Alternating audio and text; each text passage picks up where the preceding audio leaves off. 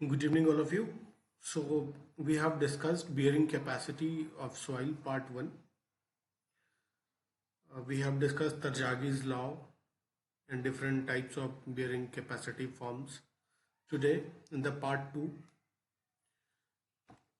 we'll discuss the following topic. They are: first, we will discuss plate load test.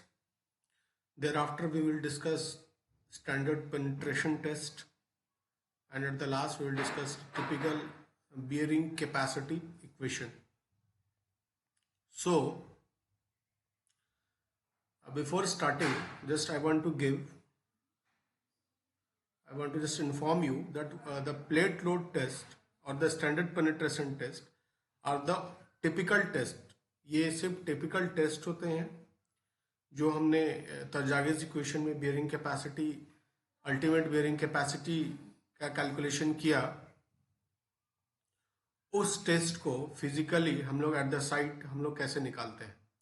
तो ये जो ऊपर के दो टेस्ट हैं वो टेस्ट हमारे एज पर सिलेबस हमें पढ़ना भी है एंड वी विल डिस्कस उसका प्रोसीजर क्या है विथ सिमेटिक डायग्राम से समझेंगे कि उसको कैसे कंप्लीट किया जाता है और कैसे उस इक्वेशन का ग्राफिकल रिप्रेजेंटेशन कैसा होता है. Without wasting time we will come on our next slide. Plate load test क्या है? Plate load test is a load test. ये लोड टेस्ट होता है जो कि basically bearing capacity of shallow foundation के लिए निकालने के लिए उसके लिए यूज किया जाता है. इसमें एक प्लेट होता है जिसकी डायमेंशन होती है वो वेरी करता है. उसकी डायमेंशन मतलब LB तो होगा ही, अलॉन्ग विथ उसकी थिकनेस होती है जो मिनिमम 225 mm 2.5 सेंटीमीटर रखनी चाहिए. तो जहाँ एक्चुअली होता क्या है कि जहाँ पे हमें टेस्ट करना होता है वहाँ पे हम ये प्लेट लगा देते हैं, उसके ऊपर हम लोड लगाते हैं और देखते हैं कि अलग अलग लोड पे कितना ये सेटल कर रहा है. बस उसी का इन्फ्रेंस है, उसको थोड़ा डेजिग्नेटेड वे में we are performing this test. So, we'll start our test. Now, you understand कि actually it is a field test which for determining ultimate bearing capacity of the soil and the likely settlement under given load. मतलब bearing capacity निकालने के लिए और कितना settle करता है किसी लोड के अंदर, ये टेस्ट को परफॉर्म किया जाता है. दूसरा चीज़ हम लोग जानेंगे कि हमने आपको प्लेट्स के बारे में बताया था, वो स्क्वायर भी यूज़ कर सकते हैं, सर्कुलर यूज़ कर सकते हैं, जिसकी साइज वेरी करती है 300 mm से 750 mm के बीच में, जिसकी मिनिमम थिकनेस 25 mm होनी चाहिए. उसके बाद क्या करते हैं, हम उस प्लेट पे अलग अलग समय में लोड बढ़ाते रहते हैं और उसकी सेटलमेंट जो है हम उसको जो है नोट डाउन करते रहते हैं. तो वह लोड जिसपे अचानक से सेटलमेंट बहुत ज़्यादा बढ़ जाए, उसके बाद वो लोड लेना बंद कर दे, मतलब एक ऐसा लोड आ जाएगा उसके बाद अचानक से बहुत हैवी सेटलमेंट हो जाएगा, तो उसके बाद हम लोग कहते हैं कि जो सॉइल है वो शियर में फेल कर गया. इसका मतलब जो है उसकी वो लोड जो है वो उसकी अल्टीमेट लोड होगी, अल्टीमेट बियरिंग कैपेसिटी उसकी होगी. तो जो अल्टीमेट बियरिंग कैपेसिटी है जिस लोड पे वो फेल कर गया, तो इसका मतलब कि जो हमारा जो एक्चुअली हमें जो डिज़ाइन करना है वो उससे कम करना है. तो जिस लोड पे फेल कर जाता है उसमें हम फैक्टर ऑफ सेफ्टी लगा के फिर उसको सेफ बियरिंग कैपेसिटी बनाते हैं या अलाउएबल बियरिंग बनाते हैं. इस लोड पे मतलब जो लोड पे फेल कर गया उससे काफ़ी कम लोड का हम डिज़ाइन करते हैं, ताकि इन the case in unforeseen case अगर केसेस लोडिंग बहुत ज़्यादा बढ़ भी जाए तो उस केस में भी जो है स्ट्रक्चर जो है वो शेयर में फेल नहीं हो, उसकी बियरिंग कैपेसिटी की वजह से उसकी फेल्योर ना हो.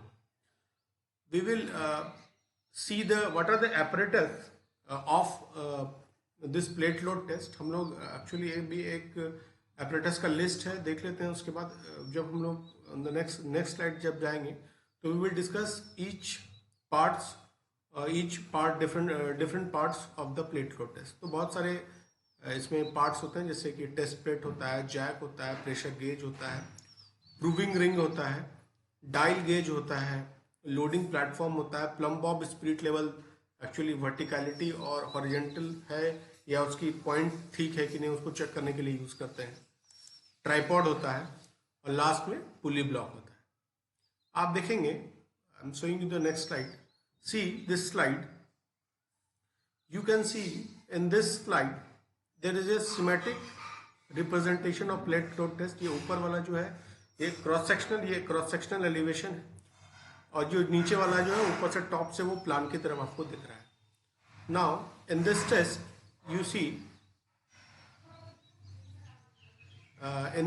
यू सी दैट कि जहाँ पे आपको टेस्ट करना होता है उसको बोलते हैं डेप्थ ऑफ फाउंडेशन, डीएफ। जहाँ पे आपको टेस्ट करना होता है, आप देखिए जहाँ पे आपकी फुटिंग एक्चुअली सैलो फाउंडेशन डाली जाती है वहाँ पे आप उसको फिक्स करते हैं। तो वहाँ पे आप ग्राउंड लेवल से उतना नीचे चले गए डीएफ, ठीक है। उसके बाद आपको एक गड्ढा खोदना पड़ता है, एक्सकवेट करना पड़ता है। आप कितना एक्सकवेट करेंगे? आप उतना एक्सकवेट करेंगे जैसे अगर आपकी जो प्लेट आप यूज कर रहे हैं अगर उसकी विड्थ बीपी है तो जो आपको गड्ढा खोदना है उसकी जो साइज होगी, जो एक्सकवेट करना होगा वो आपको 5 बीपी होगा, मतलब 5 बीपी के स्क्वायर में। मतलब अगर 1 मीटर, मान लीजिए 300 mm का अगर आपका ये है प्लेट का साइज है तो 1.5 मीटर का स्क्वायर साइज का आपको एक्सकवेट करना पड़ेगा। और बीच में आप उसमें जो है एक्सकवेट होल कर देते हैं, बीच में एक होल कर देते हैं। किसके साइज का? आपके प्लेट के साइज का। ये बीच में देख रहे हैं आप, I am moving my cursor, और वहां पे प्लेट आप लगा देते हैं। सी उसके ऊपर क्या होता है, इस प्लेट के ऊपर क्या होता है, डायरेक्ट जो लोड जो आता है, लोड जो ऊपर से नीचे आएगा। अब लोड आने का बहुत तरीका हो सकता है कि ट्रस के डेड लोड की वजह से हम इसके ऊपर इंक्रीमेंट धीरे धीरे लोड बढ़ाएं, या हो सकता है कि बैग्स में हम लोग सैंड या कुछ और मटेरियल भर के उसके डेड वेट को यूज करके धीरे धीरे इसमें लोड बढ़ाएं। तो इस प्लेट पे जो लोड आएगा, लोडिंग अरेंजमेंट के लिए हम लोग ये एक्सटेंशन पाइप सिस्टम ये यूज किया जाता है। वही ऊपर वाले लोड को नीचे वाले लोड में ऊपर वाले लोड को नीचे वाले प्लेट्स में ट्रांसफर करता है। तो ये चीज आपका बेसिक पार्ट्स हो गया। अब आप कुछ चीज देख लीजिए। तो मेनली आपको देखना होता है, यहाँ पे एक रिंग लगा हुआ रहता है, उसको बोलते हैं हम लोग प्रूविंग रिंग। यहाँ पे एक रिंग लगा हुआ रहता है, उसको बोलते हैं हम लोग प्रूविंग रिंग, जो कि ये कैलकुलेट करता है कि अलग अलग टाइम पे कितना ऊपर से लोड आ रहा है। और जस्ट उसके ऊपर जैक रहता है, हाइड्रोलिक जैक, जो कि आपको मदद करता है कि इंक्रीमेंटल, जैसे कि अभी 10 किलो न्यूटन का लोड है, अब 2 सेकंड के बाद 2 मिनट के बाद हो सकता है आपको 12 किलो न्यूटन करना है। तो इस हाइड्रोलिक जैक की वजह से ही जो इंक्रीमेंटल लोड है, मतलब सेगमेंट में जो आप लोड बढ़ा रहे हैं, वो ये हाइड्रोलिक जैक ही पूरा करेगा, ठीक है। उसके बाद प्लेट्स में चारों तरफ एक मिनिमम 4 जगह डायल गेज रहते हैं। जो डायल गेज होते हैं वो डिफ्लेक्शन नापता है, मतलब नेचुरली शुरू में 0 था, उसके बाद वो कितना सेटल किया। जो वर्टिकल सेटलमेंट है वो ये डायल गेज को मेजर करता है। तो basically this is the basic diagram of the plate load establishment. अब इसमें देखिए क्या होता है, लोड धीरे धीरे बढ़ाता है, और लोड बढ़ाने से अलग अलग लोड पे ये प्रूविंग रिंग से लोड मिल जाता है, और ये डायल गेज से हमको अलग अलग टाइम पे डिफ्लेक्शन मिल जाता है कि कितना डिफ्लेक्शन, हमारा वर्टिकल डिफॉर्मेशन हुआ है। ये जो स्टील गर्डर है, जस्ट इसके ऊपर कोई लोडिंग अरेंजमेंट, या तो आप इस पे ऊपर ट्रस रख सकते हैं, या तो गनी बैग में सैंड्स डाल के या मिट्टी डाल के आप रख सकते हैं। जैसे आई एम शोइंग यू, जैसे इस स्केच में यू कैन सी दैट की this it is the same arrangement, बस इसके ऊपर क्या है, जो लोडिंग आपका फ्रेम था, हाँ आप चैनल सेक्शन यूज कर सकते हैं, एंगल सेक्शन यूज कर सकते हैं, उसके ऊपर आपने जो है प्लेटफॉर्म के ऊपर बैग्स को अरेंज किया, दैट्स ऑल। अब इसकी प्रोसीजर वही थी, आई हैव ऑलरेडी डिस्कस कि आपको 5 बाय, मतलब कि अगर बीपी आपका प्लेट का साइज है तो 5 बीपी का आपको स्क्वायर में आपको एक्सकवेट करना पड़ेगा, और कितना डेप्थ नीचे जाना पड़ेगा, जितना डेप्थ ऑफ फाउंडेशन है। उसके बाद जो प्लेट है उसको सेंट्रली प्लेस्ड कर देते हैं, बीच में एक होल करके। उसके बाद लोड का डायरेक्ट ऊपर में उसके ऊपर रख देते हैं। जो लोड की जो पाइप आती है वो एक्सटेंशेबल होती है, ऊपर नीचे हो सकती है। उस प्लेट के चारों तरफ क्या हम लोग डायल गेज लगा देते हैं ताकि डिफ्लेक्शन मेजर करें, प्लस प्रूविंग रिंग लगा रहता है ऊपर पे, ताकि कितना लोड आ रहा है हर टाइम पे लोड पे, वो लोड कैलकुलेट कर हम लोग ऊपर से मेजर करके लिख पाए। बढ़ते रहता है, जैसे लोड बढ़ते रहता है, अलग अलग लोड पे अलग अलग डिफ्लेक्शन हमको कैलकुलेट होते रहता है। और हम देखते हैं कि उस लोड पे, जिस लोड पे हम धीरे धीरे लोड बढ़ाते रहते हैं, उस लोड पे जहां पे अचानक से बहुत ज्यादा सेटलमेंट होने लगे, इसका मतलब वो जो सॉइल है शेयर में फेल कर जाता है, तो उसको हम लोग डायरेक्ट वहीं से we can take inference, that की it that soil has fail in shear and it has achieve its ultimate bearing capacity. ठीक है, शुरू में जस्ट टेस्ट से पहले एक सीटिंग लोड, मतलब एक दबने के लिए लोड दिया जाता है जिसकी वैल्यू होती है 7 किलो न्यूटन पर मीटर स्क्वायर, और थोड़ी देर के बाद वो हटा दिया जाता है। उसके बाद जब एक्सपेरिमेंट आपका स्टार्ट होता है तो जो उसकी इंक्रीमेंट ऑर्डर में वो, जैसे कि एक वैल्यू होती है, उसके बाद जैसे कि इंक्रीमेंट ऑफ 20% और 1/10 ऑफ अल्टीमेट लोड। अगर अल्टीमेट लोड माने हमने इसका मान के चला है कि 100 न्यूटन है, तो 10 न्यूटन के रेंज में हम लोग उसके पे इंक्रीमेंट में हम उसको बढ़ाते चलेंगे। नाउ यू सी, अब हम actually this curve is not clear, I don't know, थोड़ा प्रॉब्लम है। आप देख सकते हैं कि एक्स एक्सिस पे अलग अलग लोडिंग के अकॉर्डिंग हम इसको मार्क करते हैं, सॉरी हाँ एक्स एक्सिस पे, और वाई एक्सिस पे हमारा सेटलमेंट अलग अलग पॉइंट्स पे रहता है। और ये जो लोड और सेटलमेंट का जो कर्व है, ये जो लोड सेटलमेंट का कर्व है, हम लोग एक लोड पे मान लीजिए कि लोड को अगर हम एरिया से डिवाइड कर देंगे तो आपको हमको कैपेसिटी मिल जाएगी। तो मान लीजिए कि एक लोड पे कितना सेटल हुआ, दूसरे लोड पे कितना सेटल हुआ, सारे पॉइंट्स को अगर मिलाएंगे तो ये हमारा लोड सेटलमेंट कर्व ड्रॉ होता है। और इस लोड सेटलमेंट कर्व ड्रॉ करने से, ये अलग अलग टाइप के सॉइल के लिए अलग अलग होगा, इस लोड सेटलमेंट के अलग ड्रॉ करने से हमको अलग अलग पॉइंट पे हमें बियरिंग कैपेसिटी मिलती है। आपको ऐसे भी बता दिया कि उस जहां पे आप एक पॉइंट आने के बाद आपका क्या हो, लोड बिना बढ़ाए हुए या सेटलमेंट बहुत ज्यादा होने लगे, सॉइल वहां फेल हो जाता है। तो ये जनरली आपका जो कोर्स ग्रेन सॉइल के केस में इस तरह से होता है।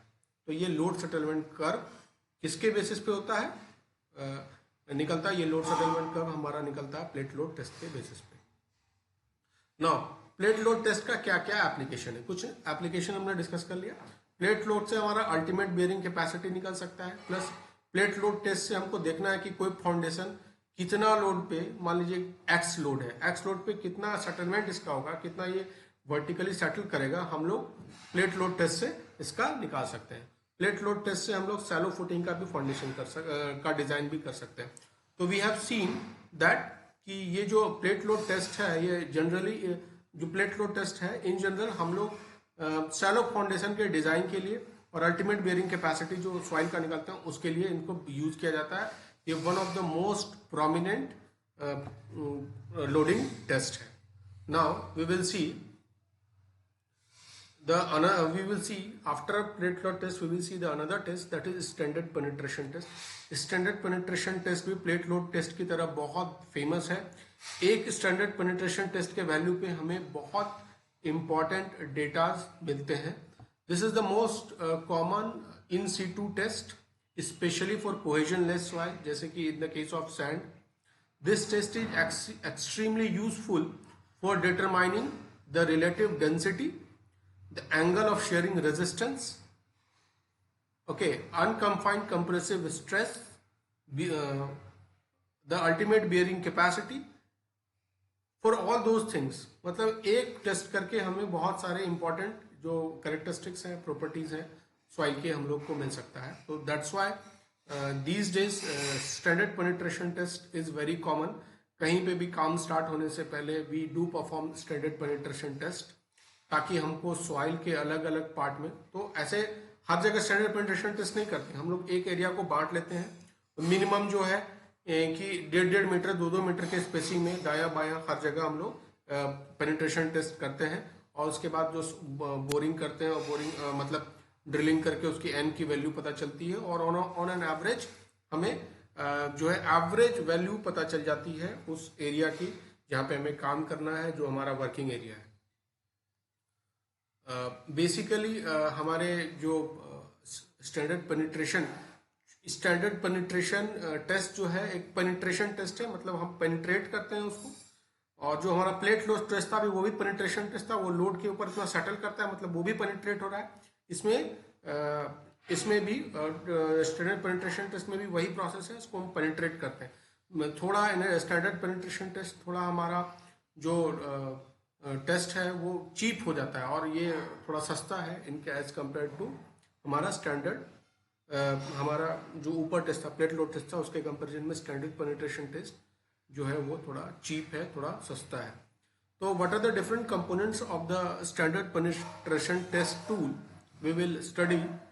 बहुत सारे इंपॉर्टेंट पार्ट्स हैं इसके, जैसे कि ड्रिलिंग रिग है, जो वहाँ पे जहाँ पे हमको टेस्ट करना होता है, जिस डेप्थ पे, वहाँ तक हमको एक होल बनाना होता है, एक छेद बनाना होता है। तो जो बोरिंग करने के लिए हमको, ड्रिलिंग करने के लिए हमको एक रिग चाहिए, एक मशीन चाहिए। उसको हो सकता है कि आप इसको मैनुअली भी कर लें, तो इसलिए उसके लिए ड्रिलिंग रिग का ये जरूरत होता है। उसके बाद स्प्लिट स्पून, एक ट्यूबुलर स्ट्रक्चर होता है, स्प्लिट मतलब आधा खुला हुआ रहता है। You can see here, I am moving my cursor. ये स्प्लिट स्पून होता है, ये नीचे रहता है जस्ट जहाँ पे टेस्ट पिट पे, जहाँ पे जिस डेप्थ पे हमें ये टेस्ट करना होता है। ड्रॉप हैमर, जो हमारा जो हैमर होता है, जो एक्चुअली जो गिराया जाता है ताकि नीचे पेनिट्रेशन हो, उसको कहते हैं ड्रॉप हैमर। की जो वेट होती है, you have to remember 65 kg होती है। ड्राइविंग हेड, ठीक है, जिसके ऊपर वो गिरता है ताकि पेनिट्रेशन होता है, उसको एनविल कहते हैं। गाइडिंग रॉड, ये एक जो रॉड होता है जिसके अबाउट वो ऊपर नीचे होता है, ऐसे नहीं तो वो गिर जाएगा। तो एक जो रॉड होता है जिसके ऊपर वो स्लाइड ऊपर और नीचे होता है, दैट इज ग्रैबिंग रॉड। और ट्राइपॉड मतलब जो 3 इसके लेग्स होते हैं उसको फिक्स करके, मैनुअली भी कर सकते हैं आप, लेकिन मैनुअली में वो इधर उधर जा सकता है। ट्राइपॉड से क्या होगा, 3 लेग जो है एक जगह फिक्स हो जाएंगे, उसके बाद आप जो हैमरिंग इफेक्ट होता है वो बड़ा कंसाइज होगा, उसी प्लेस पे होगा। और एक्सटेंशन रॉड, आपको जरूरत पड़ी तो वो जो मेन रॉड होता है उसको बड़ा और छोटा कर सकते हैं। तो these are the important parts of standard penetration test. You see एक manually, I'm moving my cursor to a sketch when a person is manually performing the standard penetration test। आप देखिए उसके पास एक पुली टाइप का अरेंजमेंट है जिससे ये ऊपर नीचे कर सकता है, वो रस्सी खींच के, ये रोप खींच के। ये मान लीजिए पुली है, ये आपका जो हेड है, मतलब आपका एक्चुअली जो वेट था 65 kg, और उसके नीचे एक वो आगे करता है, तो ये जो लोड है ये नीचे की तरफ गिरता है। एक एनविल है, एक्चुअली ये एनविल है जिसके ऊपर वो गिरता है, और उसके वजह से वो एनविल के नीचे जो है वो ड्रिल रॉड होता है जो अंदर जाता है, ठीक है। और इसकी जो नियर अबाउट 75 सेंटीमीटर है इसकी जो फॉल है, हाइट ऑफ फॉल है 30 इंच फॉल है। इसकी वेट जो होती है 65 kg होती है। तो बेसिकली पहले क्या किया जाता है, एक बोर होल कर लिया जाता है। मान लीजिए आपको जहाँ पे पेनिट्रेशन, जिस डेप्थ पे आपको स्पिटी की वैल्यू निकालनी है, वहाँ पे एक बोर होल कर लिया जाता है, और वहाँ नीचे में स्प्लिट स्पून सैंपलर लगा दिया जाता है। उसके ऊपर ये सारा अरेंजमेंट होता है। उसको लगाने के बाद हम लोग क्या करते हैं, लोडिंग देना स्टार्ट करते हैं। तो बेसिकली हमने अभी तक स्केच देखा, अब हम उसके प्रोसीजर को देखेंगे कि ये प्रोसीजर एक्चुअली होता कैसे है। कुछ नहीं है, पहले क्या करेंगे, आप ट्राइपॉड को स्टैंड कर देंगे तीनों जगह, उसको फिक्स कर देंगे, ग्राउंड में एंकर कर देंगे। उसके बाद क्या करेंगे, allow the spoon to rest on the bottom of the hole. जो आपका होल है, अपने जो वो किया है उसके बॉटम पे आप क्या करेंगे, स्प्लिट स्पून को रख देंगे, ठीक है। स्प्लिट वहाँ पे बॉटम पे जब आप उसको स्प्लिट स्पून को रख देते हैं, उसके बाद रखने के बाद आपका जो स्टैंडर्ड पेनिट्रेशन टेस्ट है वो काम करने के लिए वो रेडी हो जाता है। तो जब जैसे स्प्लिट स्पून, आपने स्पून को नीचे बॉटम पे रखा, यहाँ पे मान लीजिए यहाँ रखा, उसके बाद आप क्या कर सकते हैं कि आप जो मान लीजिए मैनुअली कर रहे हैं या मशीन का यूज कर रहे हैं, you can drive the hammer. वो हैमर ड्राइव करेगा। हैमर क्या होगा, हैमर नीचे आएगा, इतना उसका हाइट ऑफ फॉल फिक्स है 30 इंच, वो ड्राइव करेगा इसको एनविल पे, एनविल ड्राइव करेगा इसको, और ये जो ड्रिलिंग रॉड है ये नीचे जाएगा, ठीक है। तो drive the spoon with the blows under the hammer. 75 centimetre इसकी जो हाइट ऑफ फॉल है, और अंटिल कब तक ड्राइव आपको करना है, until 45 centimetre have been penetrated और 100 ब्लोज हैव बीन अप्लाइड। या तो 45 सेंटीमीटर मतलब 450 वो पूरा ये ड्राइव ये यहां से इस लेवल से लेके अंदर चला जाए, या तो 100 ब्लोज आपका कंप्लीट हो जाए। मतलब ब्लोज को क्या बोलेंगे, एक बार आपने दिया गिरा, फिर उसको उठाया, फिर दूसरे बार गिरा, तो 1 2 3 4 इस तरह से काउंट करते हैं, इसको आप कहते हैं ब्लोज।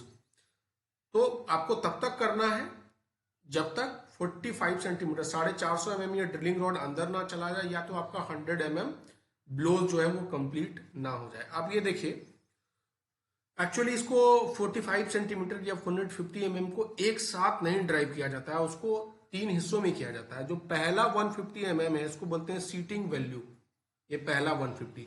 तो आप ड्राइव कर रहे हैं, एक किया, एक ब्लो में थोड़ा गया, फिर दूसरे ब्लो में थोड़ा गया, फिर तीसरे ब्लो में, ऐसे करके मान लीजिए 10 ब्लो में आपका 150 mm चला गया। तो उसको लिख लीजिए कि फर्स्ट 150 mm में 10 ब्लो गया, उसको बोलते हैं सीटिंग वैल्यू। उसका हम लोग फ्यूचर में एन वैल्यू, जो पेनिट्रेशन का वैल्यू देता है जिसको हम लोग एन कहते हैं, उसका फर्स्ट वाला जो सीटिंग वैल्यू होता है उसका उसमें यूज नहीं पड़ता है, ध्यान रखिएगा, अभी बताएंगे आगे क्या। दूसरा मान लीजिए, दूसरा 150 mm जब गया ही, तो मान लीजिए 15 ब्लो होगा, तो उसको भी लिख के रख लीजिए। और तीसरा 150 mm भी जो गया, मान लीजिए उसमें भी 15 ब्लो होगा, तो आप लिख के रख लीजिए। तो एन वैल्यू जो बोलते हैं, स्टैंडर्ड पेनिट्रेशन वैल्यू, वो बोलते हैं कि लास्ट का जो 300 mm, मतलब शुरू का 150 mm को है उसको नेग्लेक्ट कर दीजिए, तो लास्ट का 300 mm जो जाता है उसी को बोलते हैं हम लोग standard penetration value, standard penetration N value.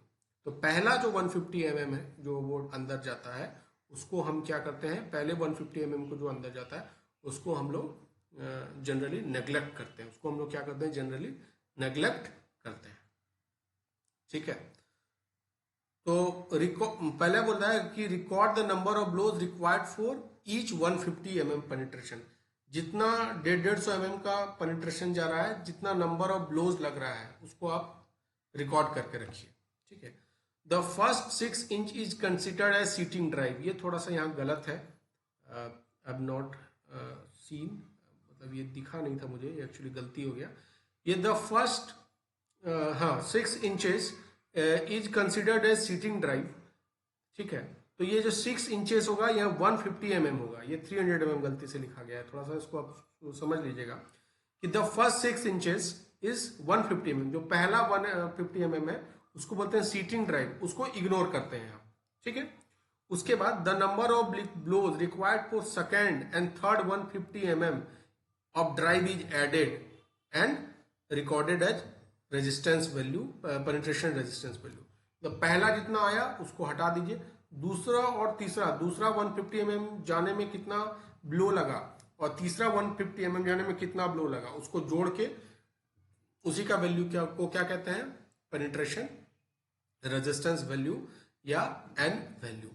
अच्छा, अब मान लीजिए इस तरह से ऑब्जर्वेशन कैलकुलेशन होता है। तो मान लीजिए कि पहला मतलब 0 to 150 mm जाने में आपको ब्लो लगा 10, फिर 150 से 350 जाने में आपको लगा 15, फिर 150 से 300 जाने में आपको लगा 20। वैल्यू क्या हो गया, तो पहला जो आपको लगा इसको हटा दीजिए, इसको 0, ये पहला मान लीजिए 0, पहला जो 0 से 150 सीटिंग वैल्यू उसका हम लोग नहीं लेते हैं। एन वैल्यू किसका लेते हैं, दूसरा 150 और तीसरा 150, मतलब 15 प्लस 20 कितना हुआ, 15 प्लस 20 35। तो इसका एन वैल्यू कितना होता, 35 ब्लो। ये एन वैल्यू क्या है, ब्लो है, नंबर ऑफ ब्लो, मतलब लास्ट 300 mm जाने में कितना ब्लो लगता है उसी को बोलते हैं एन वैल्यू। ठीक है,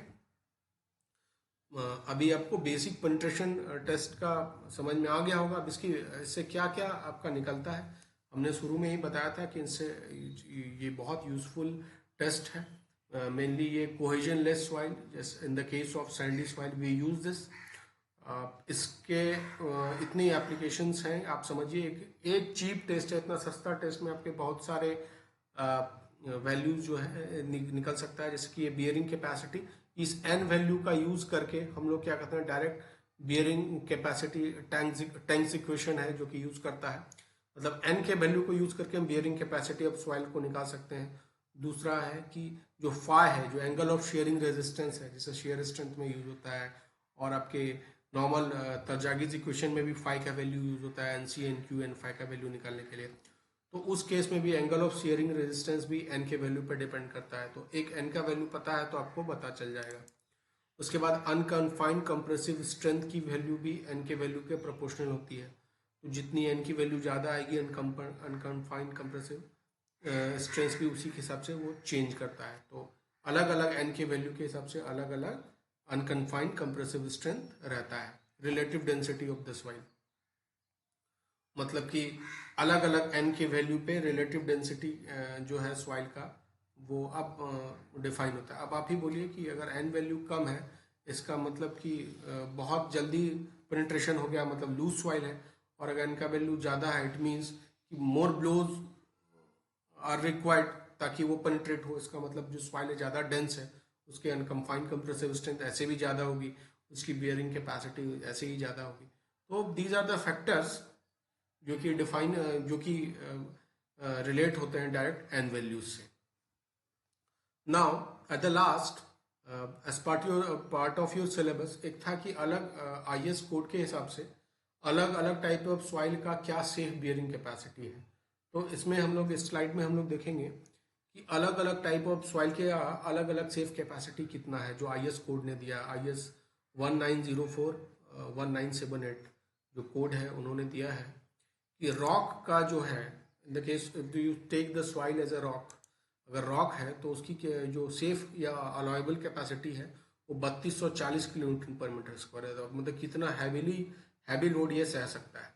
सॉफ्ट रॉक का 440 है, कोर्स सैंड का 440 है, मीडियम सैंड का 245 किलो न्यूटन पर मीटर स्क्वायर है, फाइन सैंड का 440 किलो न्यूटन पर मीटर स्क्वायर है, स्टिफ क्ले का 100 किलो न्यूटन पर मीटर स्क्वायर है, सॉफ्ट क्ले का 100 किलो न्यूटन पर मीटर स्क्वायर है, वेरी सॉफ्ट क्ले का 50 किलो न्यूटन पर मीटर स्क्वायर है।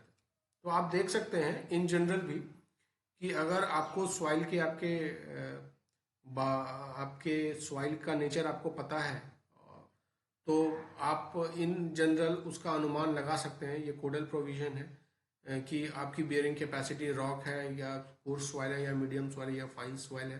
तो आप ऑन एन एवरेज उसकी बियरिंग कैपेसिटी कितनी होगी, सेफ बियरिंग कैपेसिटी कितनी होगी, अलाउएबल बियरिंग मतलब इतना लोड अगर आपका स्ट्रक्चर सॉइल पर डालता है तो आपका जो स्ट्रक्चर है वो शेयर में फेल नहीं होगा। तो एक्चुअली हमारा अपार्ट फ्रॉम दीज इक्वेशंस तरजागीज मेहरॉब इतना सारा इक्वेशन जो है या आईएस कोड के सारे बहुत सारे जो इक्वेशंस हैं उनको छोड़कर भी बहुत सारी ऐसी एजेंसीज है जो बियरिंग कैपेसिटी ऑफ सॉइल या फाउंडेशन डिजाइन के लिए आपको मदद करती है। तो नेशनल बिल्डिंग कोड एनबीसी करके आता है, प्लस आपकी जो सीपीडब्ल्यूडी है मैनुअल है, उनके जो डेटा होते हैं उनके इंफॉर्मेशन के हिसाब से भी हम लोग अपने फाउंडेशन को डिज़ाइन करते हैं। तो यही यूनिट 5 का बेसिक था। ये पार्ट 2 में वी हैव कंक्लूडेड। आप इसको रिवाइज कर लीजिए शुरू से लेकर लास्ट तक। These are the basic things आपको पता होना चाहिए। और जो टेस्ट है आई हैव शेयर्ड कि किस तरह से मैं यूट्यूब लिंक भी शेयर कर दूंगा। मैंने शायद स्टैंडर्ड पेनिट्रेशन टेस्ट का जो है वो टेस्ट का मैंने शेयर किया था पहले भी ग्रुप में। तो आप लोग एक बार फिर से उसको देख लीजिए, समझ जाइएगा मैंने जो बताया है। यू कैन कोरिलेट बुक से भी अपलोड कर लीजिए। तो what ever notes I have provided is sufficient. आपके पास बुक है, यू फॉलो एंड जितना इनरिच कर सकते हैं अपने नोट्स को आप कीजिए। नेक्स्ट यूनिट जो है यूनिट 6, हम जल्दी मिलेंगे यूनिट 6 के नए लेसन के साथ। तब तक के लिए ध्यान रखिए। Will meet very soon. Thank you.